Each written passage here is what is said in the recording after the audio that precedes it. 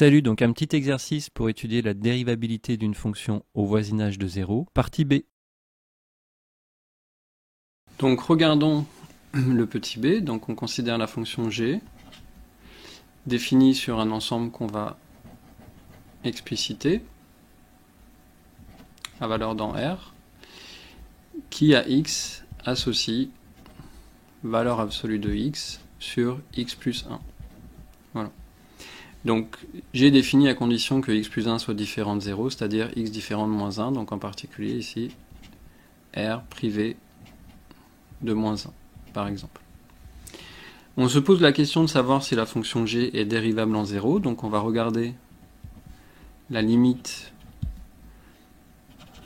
de g de h moins g de 0 sur h, quand h tend vers 0, h étant strictement plus petit que 0, et on va regarder la limite de g de h moins g de 0 sur h, d'accord, quand h tend vers 0, h étant plus grand que 0, hein. Autrement dit, je regarde les taux d'accroissement à gauche et à droite de 0.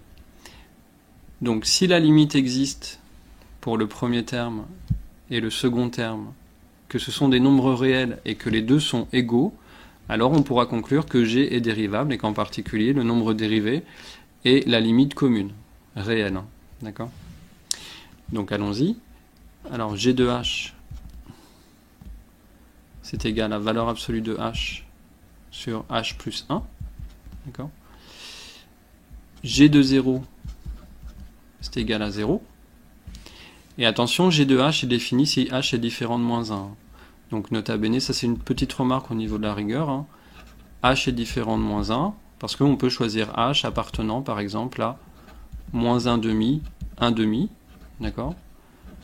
Comme ça, je sais que je vais pouvoir m'approcher de 0 et je serai de toute façon éloigné de moins 1 dans l'idée, hein, puisque h tend vers 0, donc on est loin de moins 1 dans tous les cas, d'une certaine façon. Donc du coup, g de h moins g de 0, bah, c'est g de h. Et quand je le divise par h, hein, je trouve ceci, c'est égal à valeur absolue de h sur h, alors je fais exprès de séparer ces deux termes, 1 sur h plus 1. D'accord ? Donc maintenant, je me place dans le cas h positif. Dans ces cas-là, valeur absolue de h est égale à h, et limite de g de h moins g de 0 sur h, quand h tend vers 0 et donc h strictement plus grand que 0, c'est égal à la limite de h sur h, 1 sur h plus 1, d'accord, quand h tend vers 0 et h étant plus grand que 0. Donc là, on peut simplifier puisque h est non nul, et 1 sur h plus 1 tend vers 1, donc c'est égal à 1. De même, si h est négatif, vous voyez, je peux faire quelque chose de tout à fait similaire, valeur absolue de h est égale à moins h, et la limite de g de h moins g de 0 sur h, quand h tend vers 0, h étant plus petit que 0, est égal cette fois-ci à la limite de moins h sur h, 1 sur h plus 1, quand h tend vers 0, h étant plus petit que 0. Autrement dit, c'est moins 1. Donc, qu'est-ce qu'on conclut de ça? Donc ça, par exemple, je peux l'appeler T0 plus. Ça, je peux l'appeler T0 moins. Et en fait, T0 plus est différent de T0 moins. D'accord ? Donc, qu'est-ce qu'on en déduit? Donc, G n'est pas dérivable